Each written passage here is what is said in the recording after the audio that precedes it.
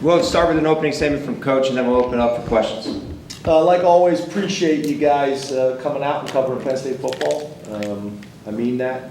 I don't just say that, I do mean that. We appreciate it. I did want to follow back up with you guys on Cam Wallace. It'll be a long-term injury, so he will be out. I kind of want to talk about this process a little bit. I try to be very, very respectful of the student athletes, and specifically their health. And sometimes you guys ask me, and to be honest with you, I almost didn't have the answer today. It was going to have to wait till Tuesday, because sometimes, as you can imagine, if it's a long-term injury and they're going to be out, it's a significant injury.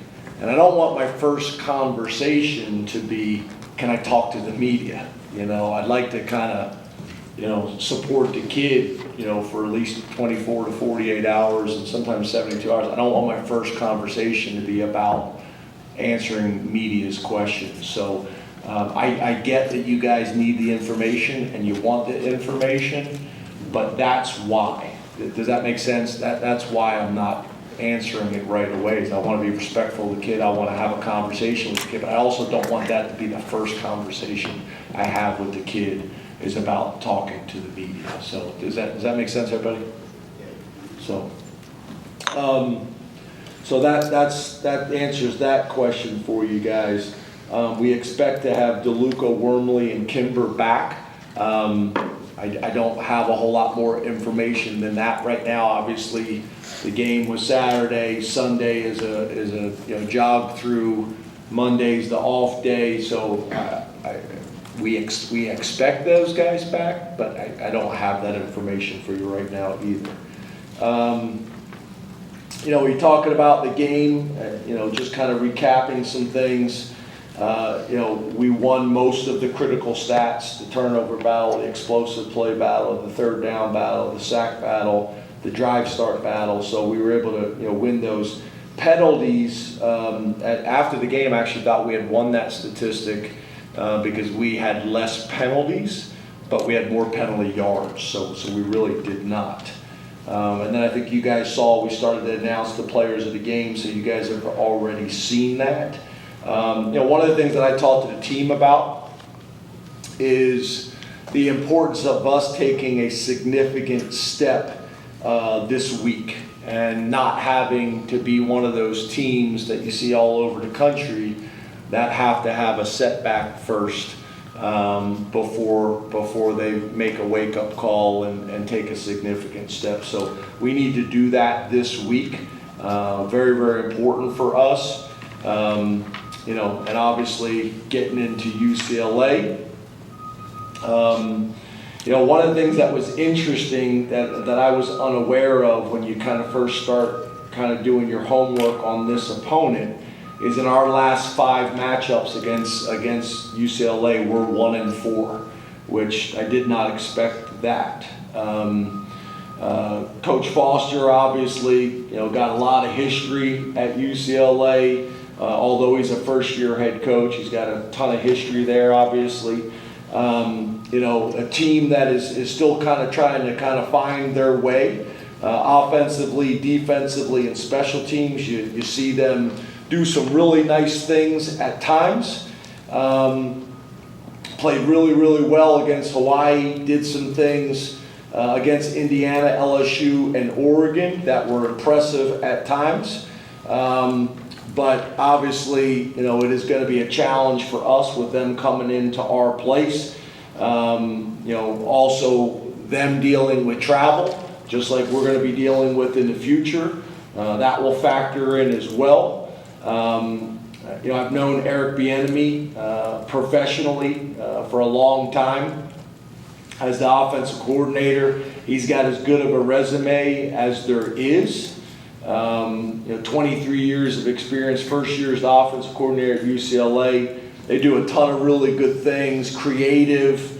You're going to see 11 personnel, you're going to see 12 personnel, you're going to see 21 personnel, 22 personnel, all of it. Very pro style in kind of how they operate. The quarterback, who is a Washington transfer, we've been impressed with him, Ethan Garbers.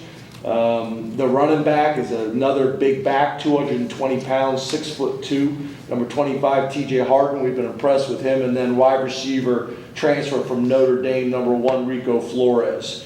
All three of those guys have flashed on tape up to this point.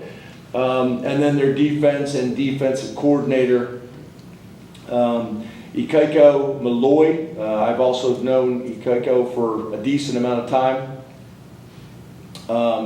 24 years of doing this.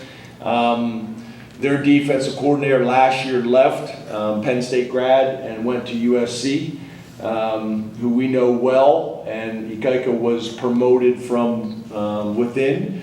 I think in a large part, not only because of his background and his experience, but also because they wanted to keep the system similar, and they'd had a ton of success.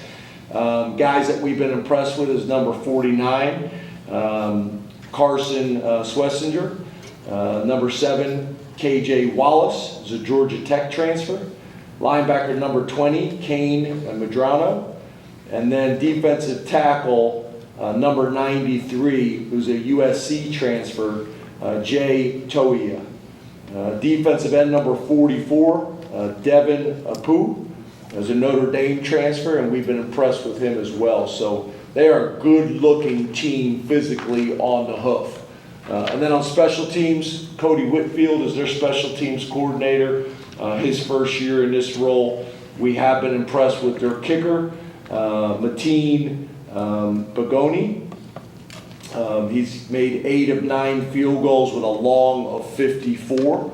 So obviously, they got tremendous range in that area. And then just to kind of give you guys some updates, red, yellow, green, nothing has really changed at this point. Luke Reynolds is a go, is a green. Cooper Cousins is a go, is a green. And Dewan Lane, Dede Lane is a go, is a green. And the rest of those guys are kind of transitioning from yellow to green, possibly depending on how the season goes. So open up to questions. Let's go to Rich Garcella and then Mike Gross. Good afternoon. James, can you hear me? I can hear you now, but you're not showing up on the screen for some reason. You're breaking up a little bit. Okay. Before I ask, you missed the first minutes of audio. Yeah, you're breaking up. Rich, I'll try going back to you in a second. Let's go to Mike Gross. James, good afternoon. Hey, Mike, how are you? What's up? Talking about the officials on Saturday night, you said, I just want to feel like it's being called both ways, which that's a little bit beyond, I disagree with this call or whatever. So has there been any communication with the conference? Wait. Say this again. Say your question in your statement you made. I'm sorry, okay. I heard you. I just want to make sure I understand what you're... Post-game, Saturday night, you said, I just want to feel like it's being called both ways, which it seems to go beyond just saying, well, I disagree with this call or so forth. So has there been any communication with the conference about the officiating? And if there hasn't, do you think there should be? Yeah, I don't know if I would characterize it the way you just characterized it. I wouldn't connect the dots the way you just did. There's always communication with the conference. We turn in the plays that we disagree with. They respond back to us. We turn in plays before our next game, things that we're seeing on film that we're concerned with. So there's constant communication. We got to do a better job of being more disciplined and handle the things that we need to handle. First of all, priority number 1 is us. It's been that way my whole career, and specifically here at Penn State. So I want to be very, very clear on that. But yeah, the way you're characterizing the statement I made, I wouldn't characterize it that way. Let's try Rich again. James, can you hear me now? Yeah, Rich, I apologize. I think it was on us because the system was kind of wacky for Mike as well. So sorry about that. That's okay. Before I ask my question, can you go over what you said before you started talking about UCLA? Because we didn't hear it. Yeah, so obviously our system is a mess. What didn't you hear? I think it was the injury stuff. Oh, okay. So the injury stuff that I talked, was that what you didn't hear, Rich? I didn't hear anything yet. Okay, sorry, Rich. So Cam Wallace is out. He's got a long-term injury. And what I was talking about with the people in the room is I want you guys to kind of understand that process a little bit. I always want to be respectful of the young men and their injury and make sure that them and their family are comfortable with me talking about that.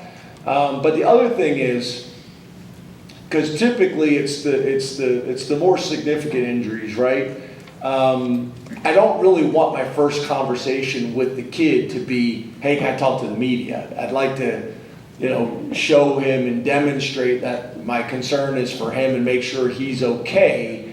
Give it a day or two before I have a conversation about addressing the media. So sometimes you guys ask, and I get that you have to ask, but that's why I'm waiting, is I don't want my first conversation to be about, addressing and answering your guys' questions. So that's what I was talking about. And then I think I said DeLuca, Wormley, and Kimber were anticipating those guys being back, but it's hard for me to say on a Monday press conference when today's the off day and yesterday was a walkthrough.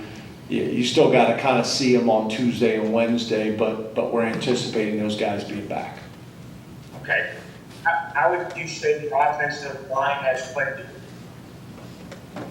You broke up again. How would you say your offensive line played to this point? Just so you know, talking slower doesn't help. It's like people say, I don't understand English, so you talk louder or slower.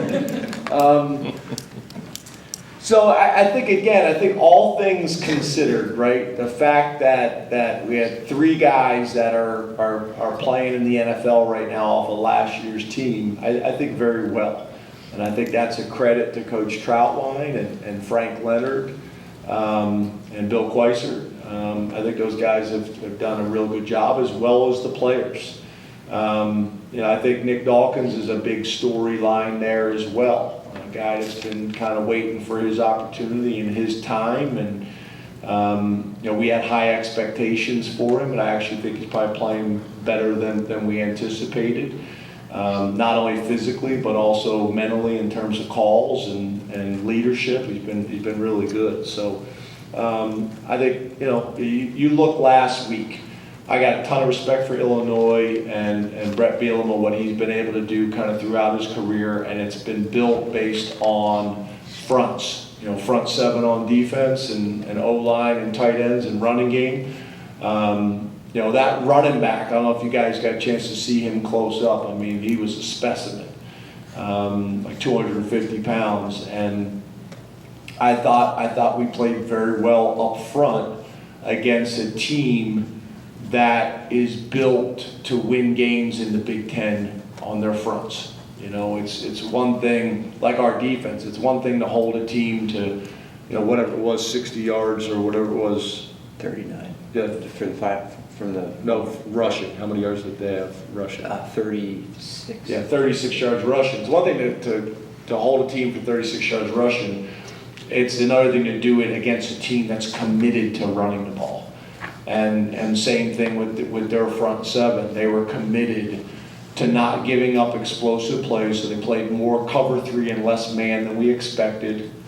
And with that cover 3, it allows you to get another safety in the box. So they were committed to stopping the run and not giving up explosive plays. That was the game plan from my perspective. And we were able to run the ball and do it in a very physical way. Not only the O-line, to answer your question, but also the running backs. There was some punishing runs that Nick Singleton and Katron Allen and Tyler Warren as well. There were some physical runs, so I've been pleased with that group. Let's go to Mark Wogenrich and then Frank Bodani. Hey, Mark. Thank you, James. How does Katron Allen specifically progress as a player and person in your program since his freshman year?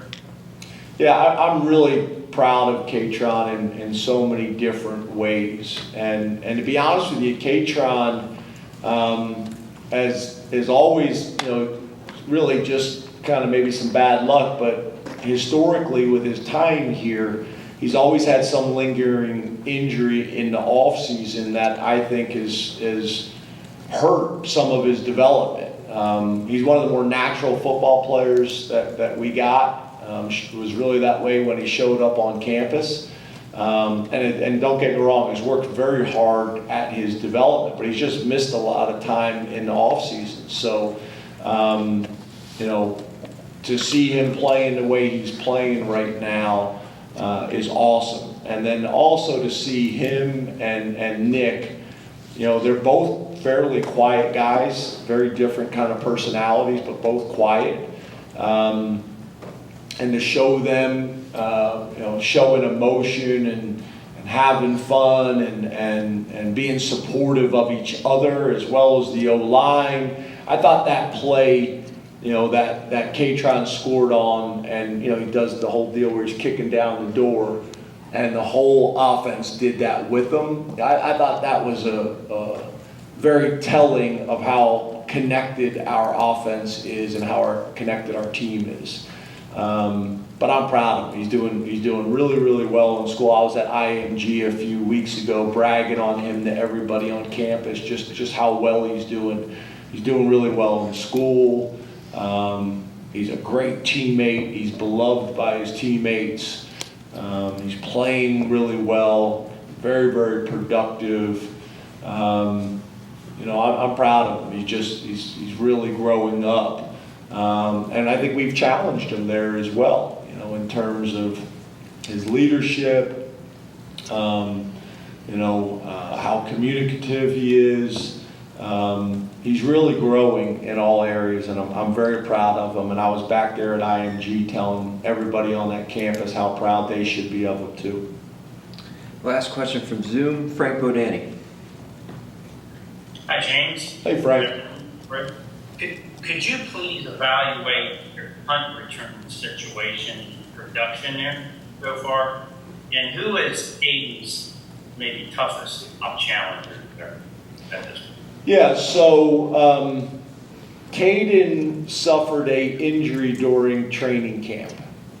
That's why you guys see he hasn't been playing much wide receiver, and we had anticipated him having a pretty big role for us on offense. So he had an injury, and early on we weren't sure if he was going to be able to go, and then he got cleared, and it was him getting confident back to being out there, and really kind of the plan for the first couple of games was to just have him catch the ball, because we had a ton of confidence that he would catch the ball and predominantly fair catch the ball. While he was injured, we had a ton of different guys back there to catch the ball, decision making, when to fair catch it, when not to, backed up punt, when you're going to let it go in the end zone, when you're going to catch it, being able to advance it. Some really good athletes, but that's a unique job, and that's a unique skill set. I think you also saw we used Jake Spencer. He was another guy that's caught punts in college games before. But obviously we put him in on that one and the ball got to the ground. So, that obviously created some challenges for us. So we've had a bunch of competitions for somebody else while Caden was getting healthy. And no one really took the job. So we were still kind of at a point where having Caden for the most part catch and fair catch. Zion Tracy's a guy that we think is close. As you guys know, he's got a background from high school as not only a returner, but also a wide receiver. And we were hoping that he would be the guy during that time, and it just hadn't happened during practice. But right now, Zion's doing some really good things on defense and really doing some good things on special teams and gaining a ton of confidence. So, we'll see how that goes this week. But that's why you're seeing what you're seeing. Caden had an injury during training camp that limited what he could do as a receiver as well as a return man. Go to questions in the room. We'll start with Mark. How are you today, James? Good, how are you? I'm doing great. Kobe told us that Dan Connor is now the guy in his ear in the helmet communication. What makes Dan the right guy for that? And can you just take us through what you see his kind of trajectory as a coach is? Yeah, I think Dan's got a very, very bright future. Dan's a unique guy. He really is. He don't say a whole lot, but when he speaks, everybody listens. He's got great perspective on college football. He's got great perspective on the state of Pennsylvania. He's got great perspective on the NFL and what it takes to be successful at that level. And obviously, he's got unique Penn State experience. So he's been a really good hire and extremely valuable. And you're also talking about a guy who's been a defense coordinator in college before, and I think there's value in that. But I think the headset, as you guys have heard me talk about, that's taken some time to kind of work through the kinks and what's best for Penn State. So, the last 2 games, Tom has gone up into the booth, and that's been a positive. But on top of that, in terms of, like we talked about, the best place to call the game and that role and that job description, that was just another thing that Tom didn't want to necessarily manage. So, Dan was an option to talk to the linebackers. He dealt with it in the NFL, what he liked in terms of communication in the NFL. What you find is sometimes coaches can give you too much information. So tell them just what they need to hear, the defensive call, maybe a few more things, but not a whole lot more than that. That's what our linebackers wanted. That's what Dan was comfortable doing. And Tom, it just allows him to just call the game and not have to worry about also communicating with the linebacker on the field as well. So we've done that the last 2 weeks. I think that's been good for us. I think that's been good for our defense. I think it's been good for Kobe. I think it's been good for Dan and Tom. And as we've been kind of working through, this technology piece, we've had some of that on offense that we've had to work through, and some of that on defense. But I think we're getting to a good spot now. And what's the best way for Penn State to do it? I think it's going to be different in every school and every place based on the personalities of the team. Let's go to Tyler. Hey James, how are you today? Good, how are you? I'm curious how you would describe what you saw from Abdul Carter on Saturday night, and overall through 9 months of collaboration between you and Abdul and Dion and Tom.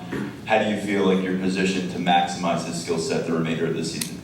Yeah, I think the good thing is I think it's just going to get better, right? The transition from linebacker to defensive end is a significant one.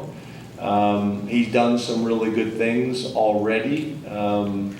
But I think as he gets more comfortable there, and then like you saw last week, we start to put more on his plate where we're doing different things, whether it's just one time lining him up on the left, another time lining him up on the right at defensive end. Just that alone, so they can't game plan him, know where exactly he's going to be, or whether it's having him spy the quarterback and add on in the blitz, or whether it is lining him up over to center or over to guard, or trying to get him matched up on linebackers, getting him matched up on running backs, which is what the offense doesn't want to happen. So I think as this goes on, as he continues to get more comfortable playing defensive end, but then as the coaches find more and more creative ways to use them, I think that's the exciting part, right? That's the fun part, is I think you're just going to see him become more and more impactful each week.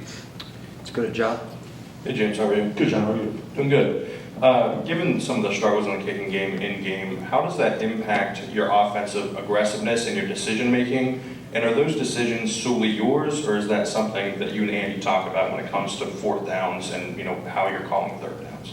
Yeah, so those things we typically discuss, you know, during the week. You know, we have an overall kind of philosophy, but then we get together as coordinators on Monday and kind of talk through these things, how we want to play this opponent. Like, I guess, for example, last week, early in the game, 4th and 1, it was obvious that the stadium wanted us to go for it.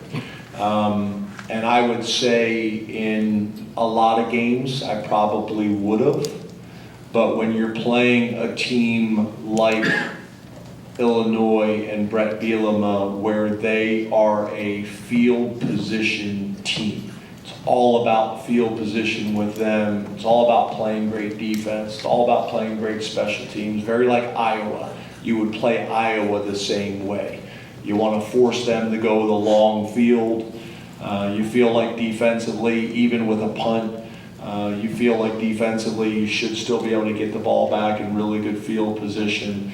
But it's going to be a field position type game. So that's really what predicated that decision.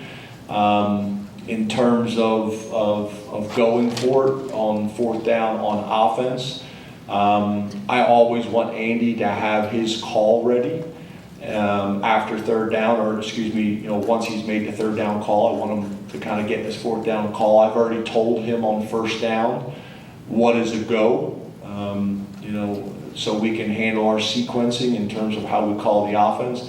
But then I'll usually click over to Tom on defense, like I've always done with all the defensive coordinators, and say, hey, what's your thoughts here? I'm thinking about going for it here. You know, what's your thoughts? Because the result of that play, the defense is going to have to deal with. So I always like to get their feedback. I did that with Manny and Brent as well. But ultimately, it's going to be my call. In the back, T. Frank. Hey James, how you doing today? Good, how are you? Good. You said in your opening statement, I think you said we can't wait to take a significant step. I hope I didn't misquote you there. What did you mean by that? What did you not see on Saturday that you had wanted to going into that game? No, I guess what I'm saying is we got to get better each week. Like individually and collectively, we've got to get better. There's no doubt about that. And what I'm saying is I don't want to be one of these teams that waits until you have a loss for the wake-up call to happen, and now you start doing all the little extra things and getting things corrected. I mean, the obvious one that we haven't gotten corrected yet is penalties, right? That's just making things harder than it needs to be on offense. It's making things harder than it needs to be on defense. And we have been a disciplined team, so we need to get that fixed. And that's probably, I was talking about in general, but when you talk about specifics, that was my message to the team is you take the penalties out of that game, the ones that we can control, then that game probably wasn't as hard as it needed to be. And like what happened in the second half, the game and the score gets out of whack, and you force them out of their traditional game plan. That game was going exactly how they wanted it to go for a long time. And then what happens is we're able to get, you know, a more significant lead. Now they have to play a style of play they don't want to play, and then all the sacks come. If that doesn't happen, we don't get the sacks, and then you guys are asking me after the game, well, we haven't gotten pressure on the quarterback. It's because of the style of game and how the game was going. So it's those things that I'm talking about. In general, we got to get better. We shouldn't have to have a setback. We got to just, you know, make sure we're not becoming complacent and get better every single week, individually and collectively. But then also the areas that are obvious that we need to get cleaned up, like penalties, we need to get them cleaned up. Can't just keep talking about it. You guys don't want to hear, the fans don't want to hear me just keep talking about it. We want it fixed. And ultimately as coaches, we got to make sure that happens. but also the players have to make sure that that happens. Audrey? Hey James, good afternoon. Yeah, how are you? I'm good, thank you. When you kind of look at your kicking situation, where you guys are at, I guess, how will you kind of go through that this week, and what maybe are you seeing in practice? Like, is it different in practice than it is in games with those guys, or where do you kind of? Yes. Yeah, it's different. I mean, yeah, well, first of all, we talk about kicking, right? It's not kicking, because we've been punting the ball fairly well, we've been kicking off fairly well. It's field goals. But the question was, are we kicking better in practice than we are in the game? Yeah, I mean, obviously we decide who the starter is at every position based on practice. And Sander had won the job. He'd won the job during training camp. He'd won the job, this season. All the data and the statistics back that up. During the spring, it was a closer battle, and then Sander just slowly but surely took the lead, but it was close. It was close. But I think everybody felt comfortable that that was the right decision. So, we'll factor all of that in this week in making the decision. It'll be a competition, but it won't just be a competition just based on just practice data alone. You have to factor in the game data as well. But we'll go from there. But yeah, it's obviously he was the starting kicker for a reason, and up to this point, or at least before that, most of the data we had was practice data. Let's go to Neil in the front. Hi, James. Hey, Neil. Wondering with UCLA, USC, between you and your staff, like how much intel with colleagues that you typically gather, and the fact that they're on the West Coast, how much that has maybe changed or challenged between you and your assistants that wouldn't maybe have as many relationships out there as you have in the East? Yeah, I don't know about that.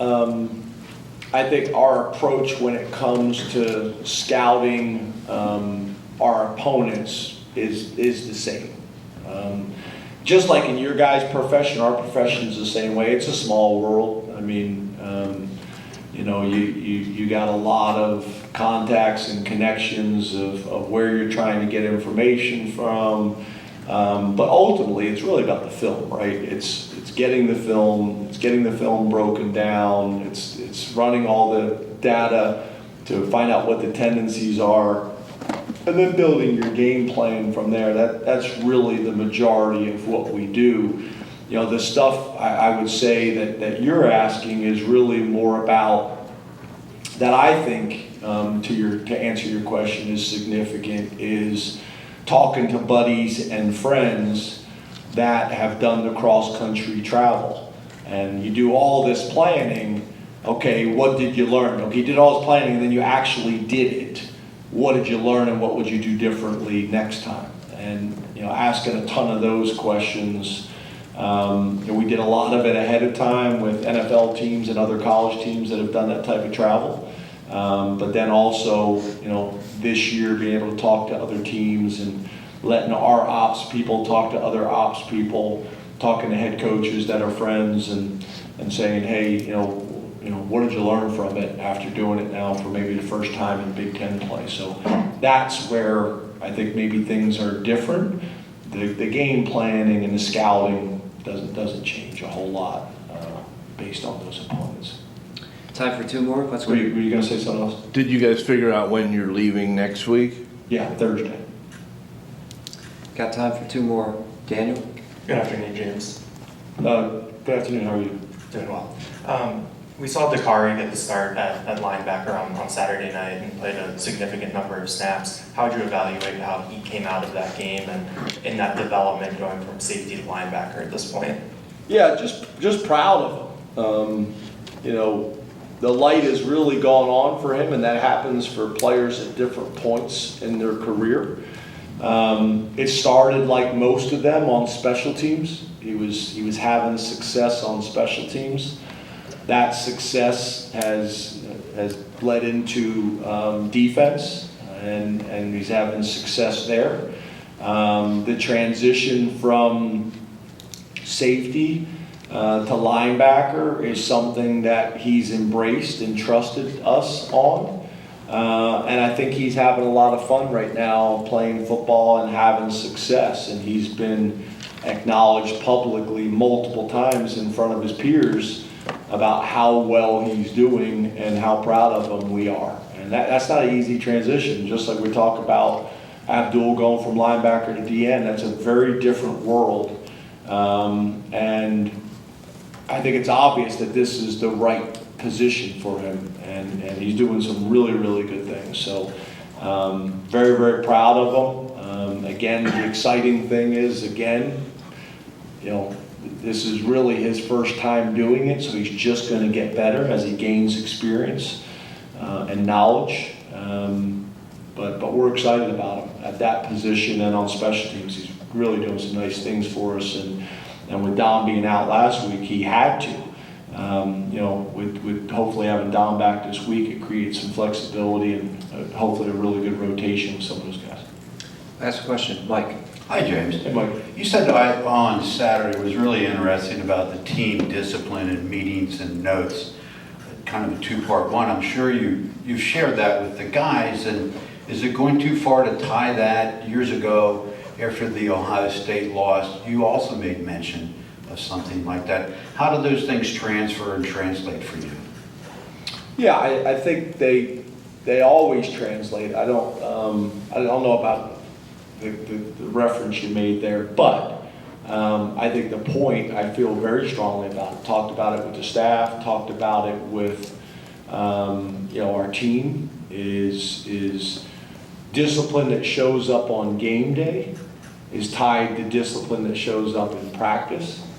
That is tied to discipline with going to practice and going to class and not showing up on lists and being on time and sitting in the front row and taking notes and study hall and meals and just all of the responsibilities that they have on their plate. Discipline in those areas translates to the field.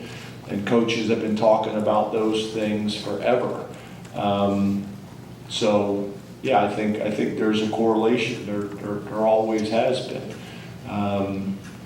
So we need to get those things buttoned up. It's always a challenge when you got 120 18 to 22-year-old males that are still figuring out. The college experience is difficult for normal students, let alone student athletes that are trying to balance both things. But yeah, that's something that I've always believed and always preached. That's not just this year. That's been every year. That is a challenge to get 18 and 22-year-old males to consistently do what they're supposed to do and how they're supposed to do it, and those things do translate to the field. I believe that wholeheartedly. Thank you very much, Coach. Thank you. Thank you. Thank you.